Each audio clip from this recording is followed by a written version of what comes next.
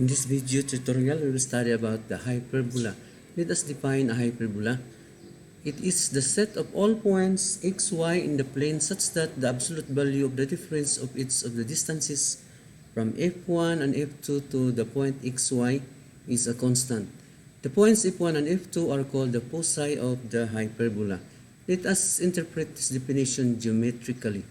Supposing we have here in this xy plane a point P with coordinates xy and two fixed points.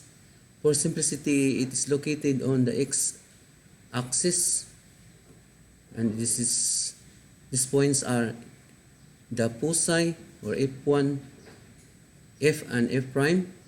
Then the distances P f prime minus pf, according to the definition, is a constant. It is equal to 2a.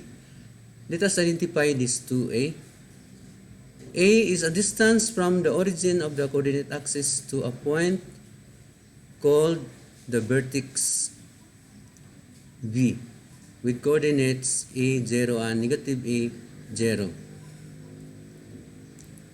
So this is now the graph of the point where it moves in such a way that its distance or the difference of its distances P f prime minus pf is equal to 2a. This can also equal to or b prime is equal to 2a. B prime f minus bf is equal to 2a, and also bf prime minus b prime f prime is also equal to 2a. Now let us derive the equation of the hyperbola. So from the definition, we will use the distance formula to find this distance pf prime. So from the distance formula, pf prime is equal to the square root of x minus negative c square plus y minus 0 square minus this distance pf square root of x minus c square plus y minus 0 square equals 2a. Transfer this negative term to the right so that both sides of the equation has only one radical expression. So this becomes positive. Minus negative c becomes positive c. Square both sides of the equation. Then simplify. Squaring a binomial, this is 4a squared plus 2 times 2a times this radical expression plus the square of this radical expression. Raise to powers the binomials and cancel out common terms on both sides of the equation. X squared is cancelled, c squared is cancelled, y squared is cancelled. Then transfer negative 2cx to the left becomes positive. 4a squared transfer to the left also. So we can still combine these two. That becomes 4cx. Multiply the whole equation by 1 over 4a to simplify, to reduce to lowest term. So this becomes cx over a. This is a. 4a is cancelled. Then square both sides of the equation to eliminate the radical expression. We are squaring a binomial. And also on the right side, we are squaring a radical expression. Then x minus c is expanded. After that, cancel out what is common to both sides of the equation. So, transfer x squared to the left, y squared to the left also, and a squared transferred to the right becomes negative. X squared is common to both of these terms. Factor out. So x squared is remove outside the parenthesis, and rewrite this term inside the parenthesis into a single fraction. So this is c squared minus a squared. There is also c squared minus a squared on the right side. We have to define a single term to substitute this c squared minus a squared. Let us identify that the three basic terms a, b, and c in the hyperbola. C is the distance of the foci from the origin. A is the distance of the vertex from the origin. B is the distance of the co-vertex from the origin. These three distances are related in this equation. C squared equals a squared plus b squared. So that c squared minus a squared can be substituted with b squared. This also becomes b squared. Then after that, multiply the whole equation by 1 over b squared to simplify further the equation. So we have arrived at this equation, x squared over a squared minus y squared over b squared equals 1. This is the equation of the hyperbola in standard form, where the hyperbola is centered at the origin. Now, here is our summary of all four types of equations of the hyperbola in standard form. Type number 1,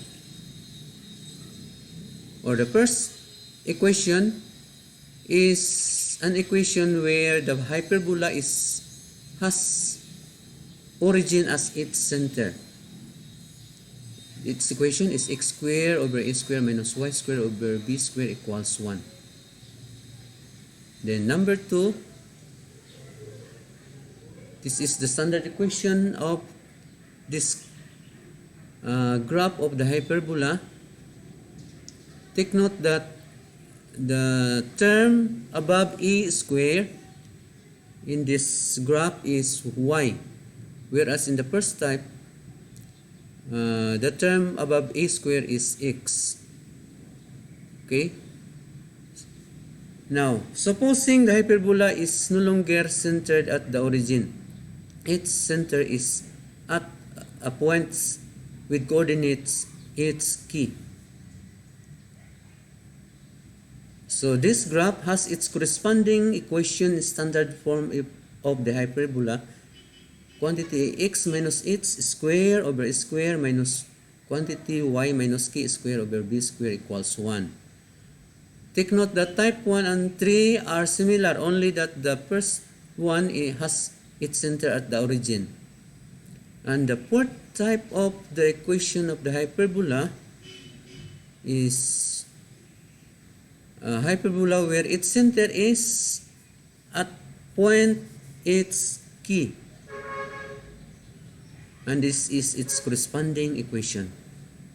So these are the four types of equations of a hyperbola. And let us have some examples. Example 1, sketch the graph of the hyperbola with the equation for x squared minus y squared equals 16. Include and label the foci, vertices, endpoints, asymptotes, transverse and conjugate axis, and rectangle constructions. Okay, given this equation of the hyperbola, transform this into standard form of its equation. So we have to divide its term by 16. We can reduce this one. Divided by 4, this is 4, and this, the right side becomes 1. Okay, this type of equation standard form corresponds to this graph with its corresponding equation standard form also. So a square is equal to 4, b square is equal to 16. Okay, so a is equal to 2, b is equal to 4. So we have a and b, then we need to determine the value of c. From our equation, c square equals b square plus a square. Substitute the value of b, which is 4, a is 2, expand and combine, then extract the square root So C is equal to 2 square root of 5, or in decimal 4.5. Next, let us plot the graph of this hyperbola. Okay. First, the distance A, the distance of the vertex from the origin, and the co-vertices B. We will construct first the rectangle. The rectangle will help us determine the boundary of the hyperbola with its asymptotes. This rectangle has dimension 2a by 2b. Okay, we know that a is 2, so 2 times 2 is 4. So we count from the origin 2 units to the right and 2 units to the left. And b also, b has a value 4, so from the origin 4 units up and 4 units down. So this is our rectangle. Construct a diagonal passing through the origin. The diagonal passes through the vertices of the rectangle. It is also passing through the center. And this is now our guide to construct our hyperbola. So that is the vertex. And this is our hyperbola. Let us determine the equation of the asymptotes. Okay, its corresponding focus. The foci F C 0, C is 4.5, so we have here our 4.5. On the left side, negative 4.5 also. And our vertex is A0, A is 2, so this is 2, 0 and negative 2, 0. Our co-vertices, B is 4, so this is 0, 4 and 0, negative 4. Okay. Next, we have to determine the equation of the asymptotes. From our original equation in standard form, replace 1 by 0 and solve for y. So interchange the left and right side of the equation so that we can solve for y. Cross multiply 16 and reduce 16 divided by 4 rather is 4. Extract the square root on both sides of the equation. Square root of y square is y. The square root on the right side is positive and negative 2x. Okay, the first equation of the asymptote, the positive one, y equals 2x, and the negative one, y equals negative 2x. Level the line, the asymptotes. Okay, example 2. Okay, we have also the transverse axis and the conjugate axis. Okay, next, sketch the graph of the hyperbola with the equation 9y squared minus x squared equals 9. Include and label the foci, vertices, endpoints, asymptotes, transverse and conjugate axis, and rectangle construction. The given equation 9y squared minus x squared equals 9. Divide each term of the equation by 9 so that we transform the given equation into standard form. This equation in standard form of the hyperbola corresponds to this graph with its standard equation. Okay, this is the transverse axis. The endpoints, the foci, and the vertices. Okay, from this equation, our a square corresponds to 1. So square root of 1 is 1. B square is 9. So b is square root of 9 is 3. Then we need to find c from the equation. Substitute a and b. B is 3, A is 1, expand, then combine. C is equal to square root of 10, or in decimal 4.5. To determine the equation of the asymptotes, replace 1 by 0 and solve for y. So in this equation, transfer this term to the right, becomes positive, and cross multiply 1. Then extract the square root on both sides. Square root of y squared is y. The square root on the right side is positive, negative, x over 3.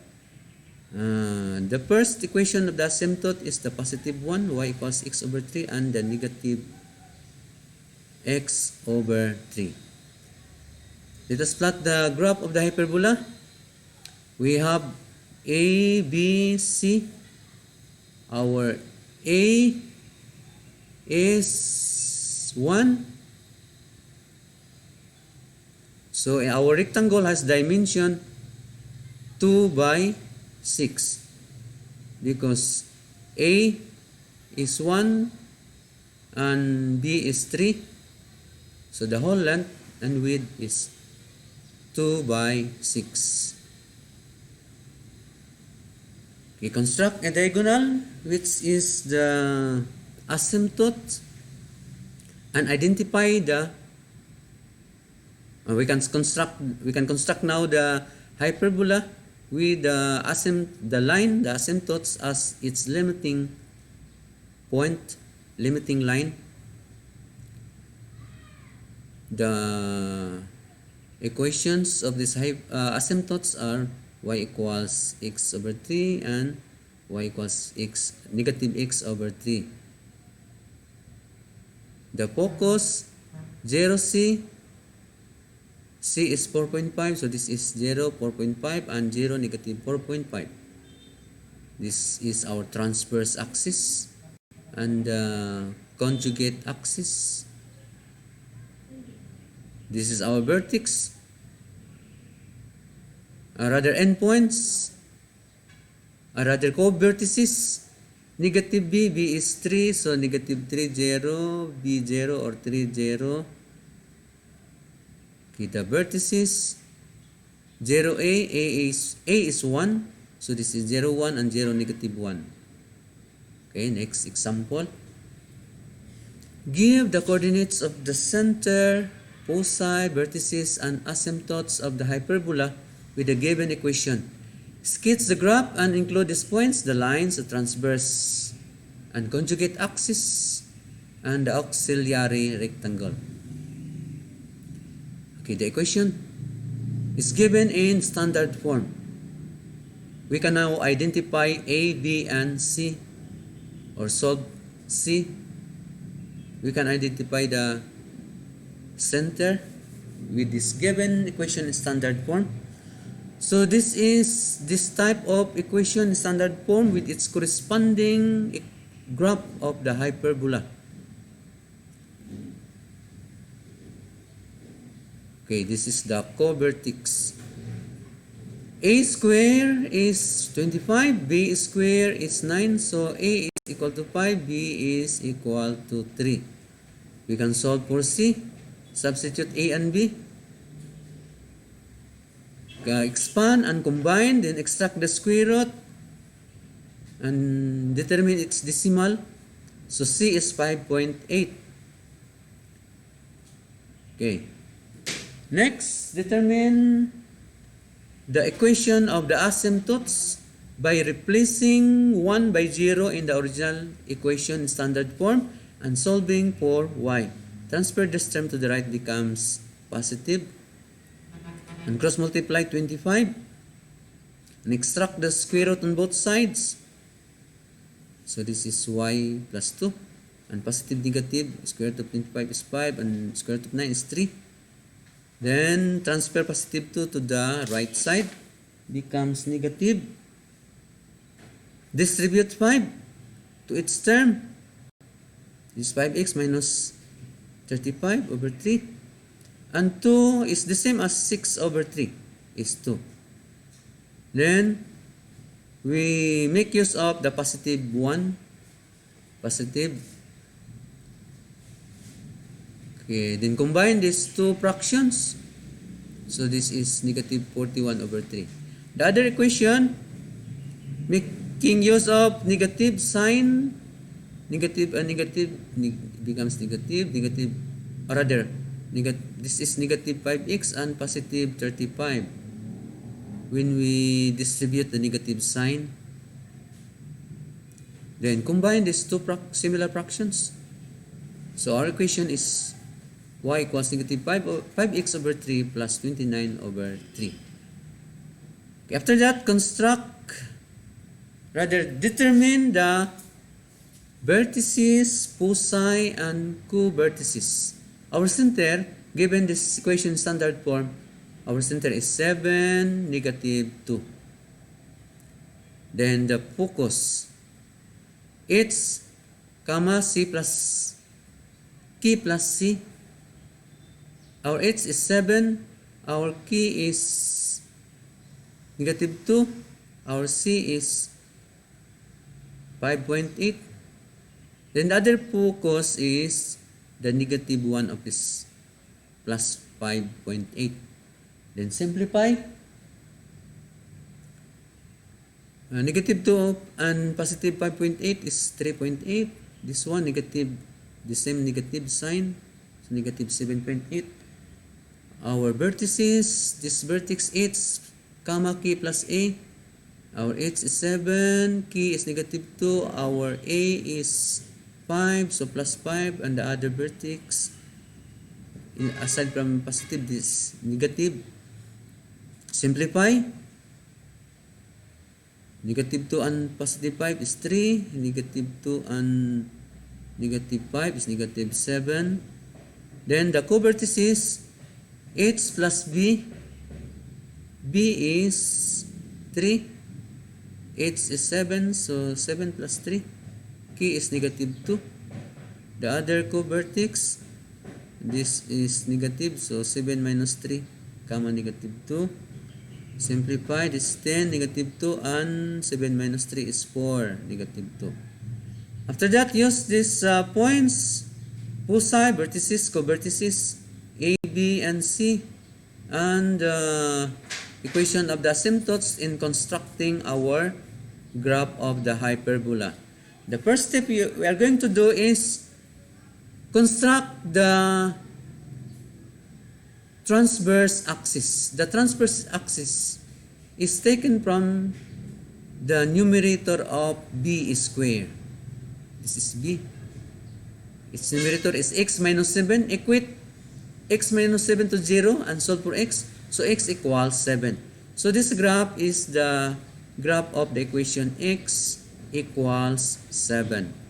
Okay. Next, center. Plot the center of the hyperbola. It is 7, 7, negative 2. 7, negative 2. Then, the foci, or construct the rectangle. The rectangle has dimensions 2a by 2b. Our a is 5. Okay, this is our a. This distance is a. From the center, we count 5 up because a is 5 and 5 also down. And b is 3. From the center to the right, 3. From the center to the right, 3. So 7 plus 3 is 10. 7 minus 3 is 4. Okay, this is our rectangle. Then, construct the asymptote.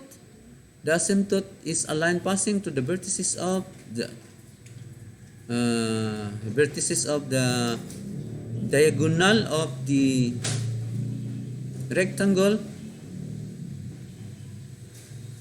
We simply extend the diagonals of the rectangle. These are the asymptotes that serves as the boundary of the hyperbola. Identify the points. This is vertices with coordinates. Okay, this is the foci. It is 7, 3.8 and 7, negative 7.8. the vertices 7, 3, this is 7, 3, and 7, negative 7. So here is our graph of the hyperbola with its corresponding equation of the asymptotes. This line sloping to the left has negative slope, and the other one sloping to the right has positive slope. Okay, this is now the graph of our hyperbola. Next example. Give the coordinates of the center, foci, vertices, and asymptotes of the hyperbola with a given condition. Sketch the graph and include these points, the lines, the transverse and conjugate axis, and the auxiliary rectangle.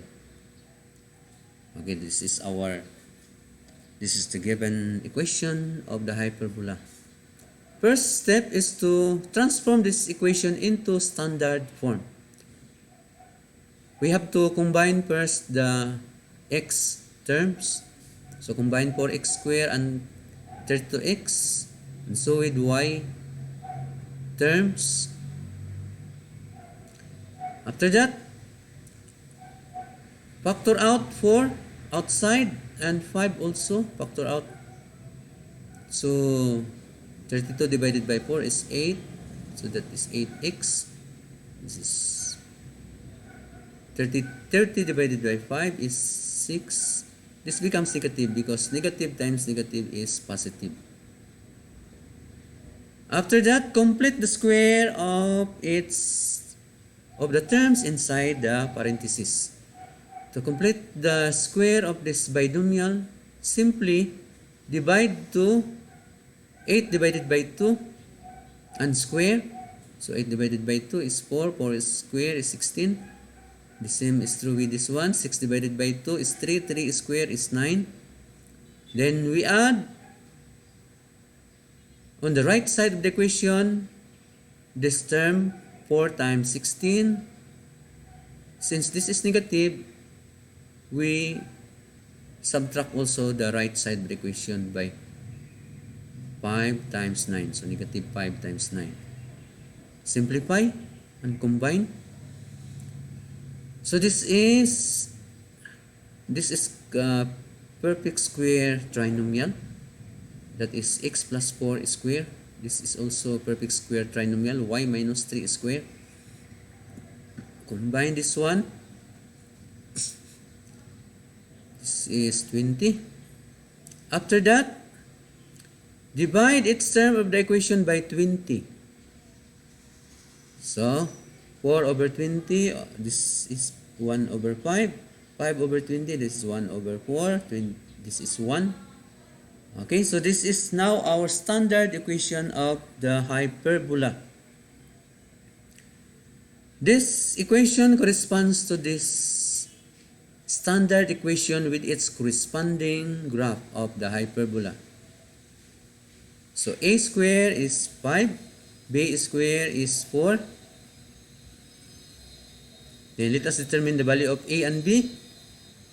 So a is square root of 5, b is square root of 4 is 2. Then let us determine the value of c. Substitute a and b. So c squared equals 9 or c equals 3. After that, determine the foci, vertices, and co-vertices. Our center, with this standard equation, our center is negative 4, 3. This becomes negative of negative 4 is positive 4. So negative 4, 3 as our center. Then, the vertices, v with coordinates h plus a, comma, k. The other one is negative a. Then substitute the value of h, a, and k. H is negative 4, a is square root of 5, k is 3, and the other one also. Simplify first, extracting the square root of 5 and Combined with negative 4, it is negative 1.8, comma 3. The other one, this is negative, and extract the square root of 5, and combine, this is negative 6.2, comma 3. The foci, here is the foci, h plus c, comma, k, and the other one is negative. Substitute h, negative 4, c is 3, k is 3. Simplify, the other focus, this is negative. So negative 3 and negative 4, negative 7, comma 3. The covertices, this covertices, it's move up by b. Move up by b. So h, comma, k plus b and k minus b. H is negative 4, k is negative 3, b is 2. The other one, simplify first, this is 5. The other covertex, this is negative. So 3 minus 2 is 1. So these are our needed points to plot the graph of the hyperbola. We will use these points. Okay? First step is to plot the xy coordinate axis. After that, construct the line for the transverse axis. That line is taken from the numerator of b square, which is y minus 3. Equate y minus 3 to 0 and solve for y is equal to 3. So construct the graph of that equation y equals 3. Here is our line for that equation y equals 3. Then plot the center of the hyperbola. This is our center, negative 4, 3. We have here negative 4, 3. Next, the vertices, foci and co-vertices. This is our vertices. Negative 6.23, negative 1.83. Then the foci, negative 1, 3, negative 7, 3. Negative 7, 3, negative 1, 3. Then the co-vertices, negative 4, 5, and negative 4, 1. Okay? After that, construct a rectangle with dimensions 2a by 2b. Okay? So, the dimension is actually 1, 2, 3, 4. 4 by 1, 2, 3, 4. Our b is 2. So, 4 by our a is 2.24. That is more than 4. Okay, with this rectangle, we can construct our asymptotes, a line or the extension of the diagonals of the rectangle. Then, we can now construct our hyperbola with these lines, the asymptotes, as the limiting line. Okay, so this is our hyperbola. Okay. Let us identify the equation of these asymptotes by replacing 1 by 0 and solving for y in this equation. Okay, transfer this negative term to the right, becomes positive, they interchange the sides of the equation, then cross multiply 4, and extract the square root on both sides of the equation. The square root on the right side is positive or negative. Square root of 5 is 5 is not a perfect square, where 4 is perfect square. Then transfer negative 3 to the right side. Then the first equation is the positive 1. Distribute positive to its term of the numerator. Then simplify by transforming this one into decimal and combine. This is our first equation of the asymptote. The other one is the negative, distribute negative to the terms on the numerator. Then simplify. So we have here our equations of the asymptotes. This is the line sloping to the right has positive slope, and the other one sloping to the left has negative slope. So this is our graph of the hyperbola.